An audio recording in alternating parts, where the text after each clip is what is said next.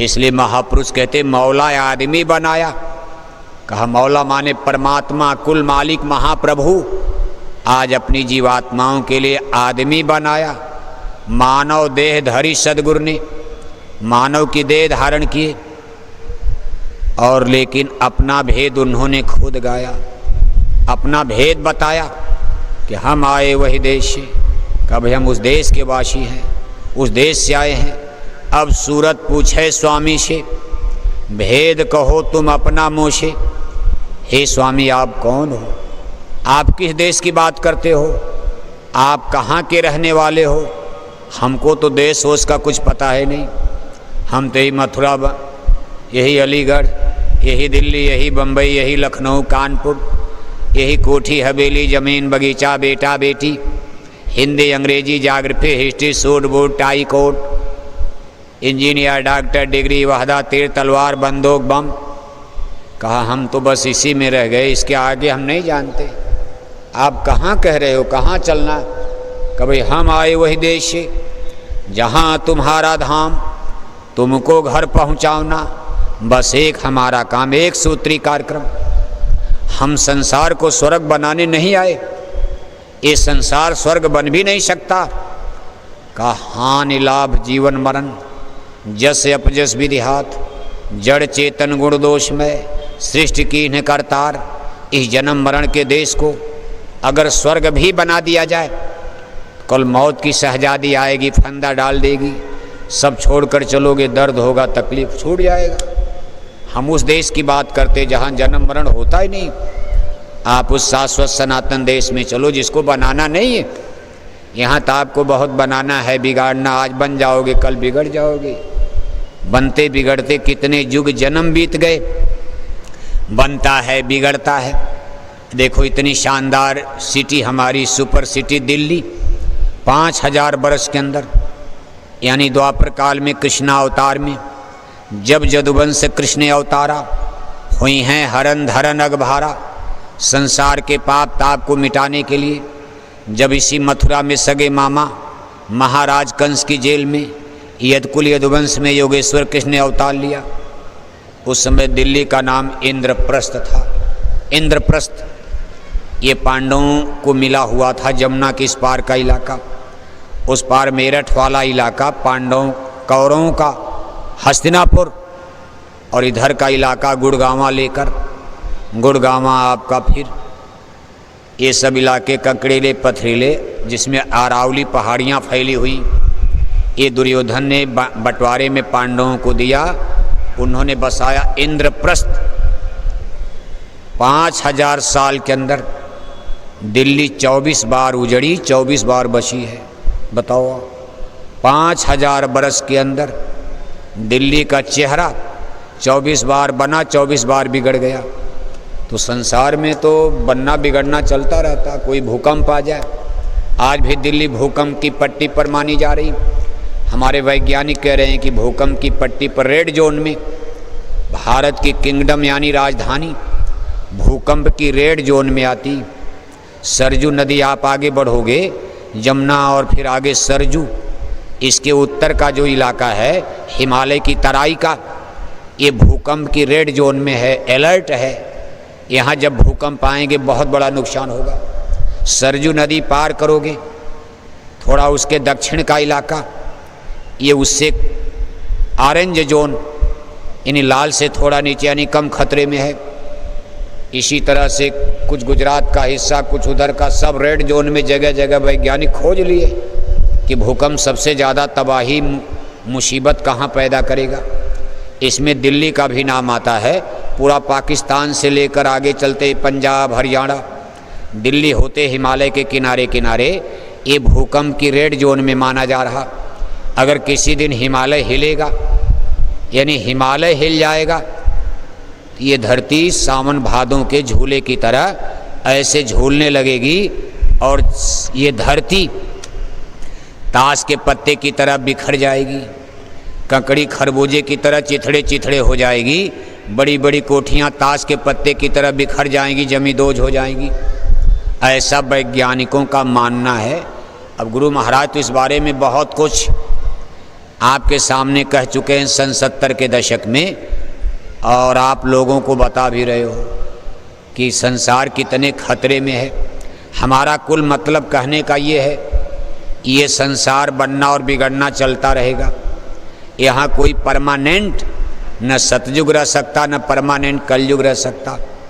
ये round circle में जैसे गोल रास्ते पर आप चलो तो थोड़ी देर के बाद जहाँ चले वहीं आ जाओगे, फिर आप चलने लगे रेडियस। अगर राउंड सर्किल में किसी रेडियस पर आप यात्रा करो तो थोड़ी देर चलते चलते जहाँ चले वहीं फिर आ जाओगे, फिर आप आगे बढ़े, फिर चलते चलते वहीं आओगे। इस तरह से जो यूनिवर्स है, ये जो ब्रह्मांड आप देख रहे हो, सब गोलाकार है। इसमें चपटा सीधी लाइन, सीधी रेखा में नहीं है। ये पूरा ब्रह्मांड ही राउंड सर्किल में, और सब एक धुरी पर ऐसे, जैसे मेले में आप झूला देखते हो, झूले ऐसे चरखी झूला चलता है, सारा ब्रह्मांड ऐसे नाच रहा। झूला अजब पिया ने डारी, झूलें सब जीवझारी ना, एक ब्रह्मांड दूसरे ब्रह्मांड का, उसके आगे दूसरा मंडल उस मंडल का, ऐसे सब झूले की तरह ऐसे। धुरी तो सतलोक है, धुरी माने मेन धुरा, वो अपनी जगह स्थिर है, परमानेंट स्थाई। बाकी सब नीचे डामाडोल ऐसे घूम रहा। थोड़ा मोड़ा डोरी टूट गई, थोड़ा सा इधर उधर, तो महाप्रलय आ जाती। सब बना बिगाड़ा खेल खत्म, बना बनाया। इस तरह से सारे जगत का, सारे ब्रह्मांड का, सारे संसार का कभी यहाँ इसी तरह बनना बिगड़ना चलता रहेगा। कलयुग आया, कलयुग के बाद सतयुग आएगा, फिर त्रेता आएगा, द्वापर आएगा, कलयुग आ गया, फिर कलयुग के बाद सतयुग आएगा। ये राउंड सर्किल में सब चलता रहेगा। ये नहीं कि कलयुग के बाद कोई पांचवा युग आएगा, यानी कलयुग के बाद फिर सतयुग आ जाएगा। सतयुग माने सबके मन बदल जाएंगे, बुद्धि बदल जाएगा, चित्त बदल जाएगा। यही आदमी तब माँ बहन बेटी को देखेगा, इसकी आंखों में पवित्र किरणें आ जाएंगी, माँ बहन बेटी की पहचान करने लगेगा। अभी तो सुनाने समझाने में कितनी मेहनत हो रही, लाख सुनाया जाए, सत्संग सुनाया जाए, समझाया जाए, बताया जाए, लेकिन कलयुग का प्रभाव देखो, आदमी गड्ढे में गिर जाता, नहीं समझ में आता, नहीं संभल पाता। लेकिन जब सतयुग लग जाएगा तो इस समय का प्रभाव होता गुणों का। सतयुग सब जोगी विज्ञानी, कर हर ध्यान तरह भव प्राणी। एक ही सतयुग नहीं, जब जब सतयुग आएगा तो सतयुग सब जोगी विज्ञानी, कर हर ध्यान तरह भव प्राणी।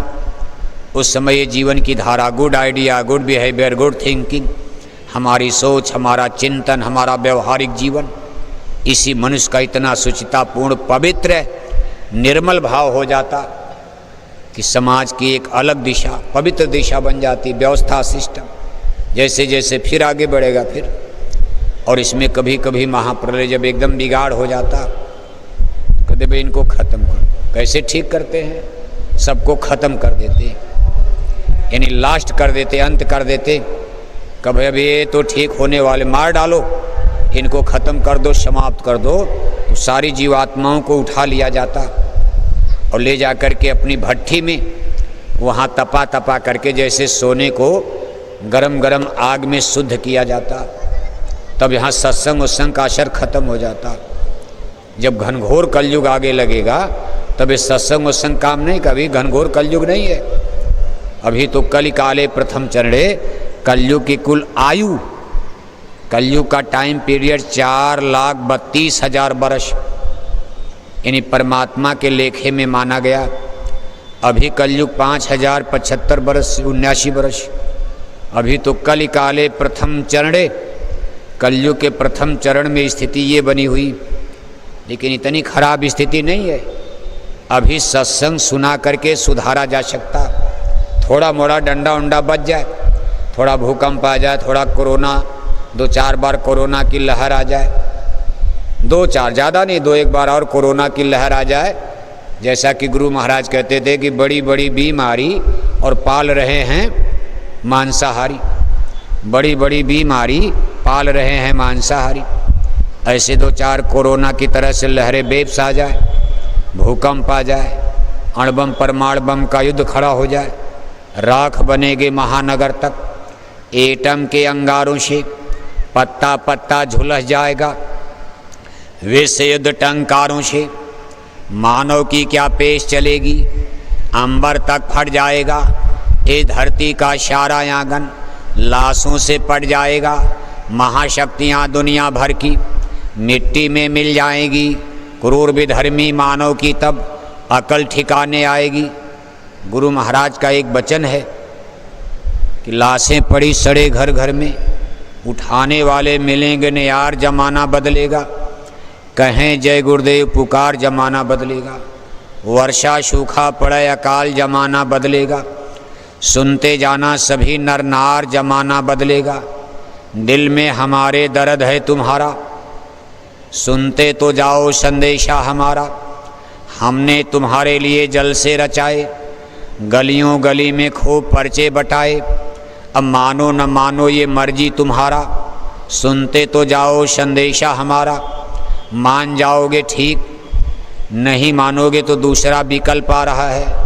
राख बनेंगे महानगर तक। एटम के अंगारों से संसार में न्यूक्लियर पावर का प्रयोग होगा, जिसको परमाणु बम कहा जाता। ये परमाणु बम की कितनी बड़ी ताकत होती।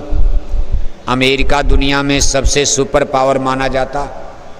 अमेरिका का 2 परमाणु बम भारत के सबसे बड़े सुपर सिटी बम्बई पर डाल दिया जाए तो 2-3 घंटे के अंदर बम्बई का चेहरा लहूलुहान खूनी हो जाएगा। जिस बम्बई को बसाने में हमारे पुरखे पूर्वजों को 300 साल से ज़्यादा समय लग गया। मुग़ल सम्राट औरंगजेब के ज़माने में यूरोप के व्यापारी ब्रिटानिया, ये सब लोग भारत में आते हैं। औरंगजेब का समय, अब उस समय से देखो मुग़लों का राज, मुसलमानों का, तब से यूरोप के व्यापारी फ्रेंच, पुर्तगाली, अंग्रेज़ तो खैर बाद में आए, लेकिन फ्रांसीसी, पुर्तगाली सब फेल हो गए। अंत में ब्रिटानिया हुकूमत, अंग्रेज़ों ने कब्जा जमाया और भारत गुलाम बन गया उनका।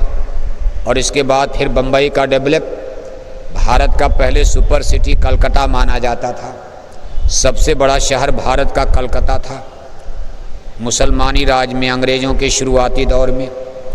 लेकिन अंग्रेज़ों के राज में धीरे धीरे एक अच्छा बंदरगाह के कारण जब बड़े बड़े जहाज़ और हवाई जहाज़ का आविष्कार हुआ, तब बम्बई का डेवलप प्रारंभ हो जाता।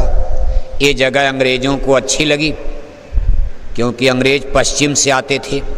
कलकत्ता भारत के पूर्वी छोर पर है और बम्बई पश्चिमी तट पर, अरब सागर पर, और कलकत्ता जो है बंगाल की खाड़ी पर।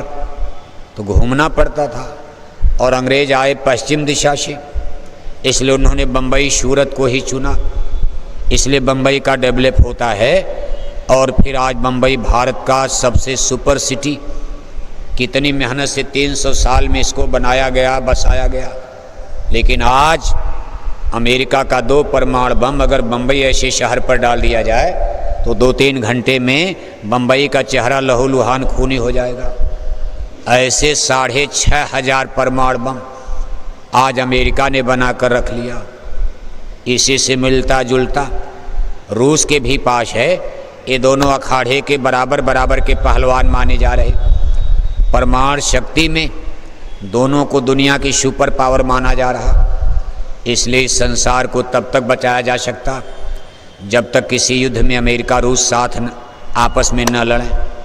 जिस दिन अमेरिका रूस सामने सामने लड़ जाएंगे, उस दिन इस संसार को कोई बचा नहीं पाएगा।